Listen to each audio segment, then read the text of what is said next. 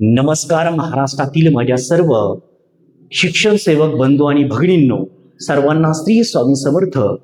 पवित्र पोर्टलच्या मार्फत जे नियुक्त शिक्षण सेवक आहेत त्यांनी त्या ठिकाणी आपली जी याचिका सर्वांना माहीत आहे, पवित्र पोर्टल शिक्षक कृती समिती महाराष्ट्र राज्य यांच्या वतीनं कोल्हापूर उच्च न्यायालयामध्ये शिक्षण सेवक रद्द करण्याबाबतची याचिका टाकण्यात आलेली आपल्याला माहिती आहे. पण त्या याचिकेचं पुढे काय झालं तर त्या संदर्भातला हा अपडेट म्हणजेच काल त्या ठिकाणी आपले जे वकील आहेत त्यांनी या कोल्हापूर उच्च न्यायालयामध्ये युक्तिवाद मांडला, आपली बाजू एकदम स्ट्रॉंग मांडली, परंतु त्या बाजूवरती सरकारचं उत्तर आपल्याला मिळालेलं नाही. आणि यावरतीच त्यावेळेस न्यायमूर्ती असे म्हणाले की पुढच्या वेळेसला ज्या वेळेसला नवीन बेंच किंवा न्यायमूर्ती येतील त्यावेळेसला तुमचं प्रकरण पुन्हा तुम्ही प्रभावी त्या ठिकाणी मांडा आणि येत्या 12 ते 15 जूनला ही पुन्हा आपण मागणी करणार आहोत. पुन्हा आपला युक्तिवाद त्या ठिकाणी पाहायला मिळेल. यासाठी संपूर्ण महाराष्ट्रातील शिक्षण सेवकांनी पुढे येणं गरजेचं आहे. महाराष्ट्र राज्य पवित्र पोर्टल कृती समितीला मदत करणं गरजेचं आहे.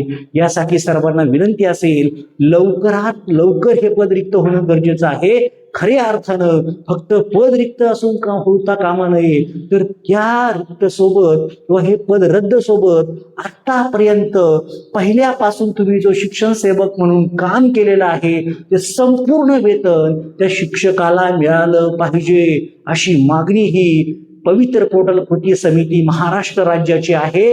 आणि ती योग्य मागणी त्या ठिकाणी त्यांनी केल्याचं आपल्याला पाहायला मिळतंय. कारण की आज जर पाहिलं तर जनगणना असेल, PLO असेल, निवडणूक कर्तव्य असेल किंवा महाराष्ट्रातील सर्व सर्वेक्षण असतील, सर्व ठिकाणी हे शिक्षण सेवक वापरले जातात.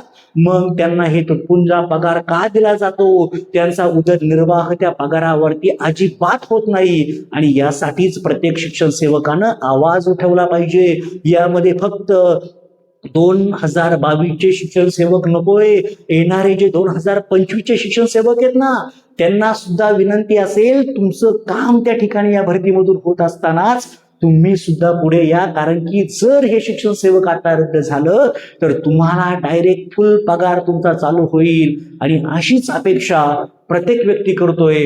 फक्त पवित्र पोर्टल कृती समितीची एवढीच विनंती तुम्हाला असेल की प्रत्येकाने त्यांना मदत करा, त्यांच्यासाठी त्यांनी सांगितलेल्या प्रमाणे कृती करा.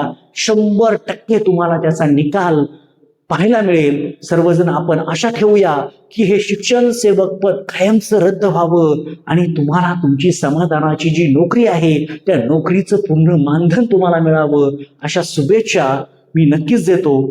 धन्यवाद. Thank you so much.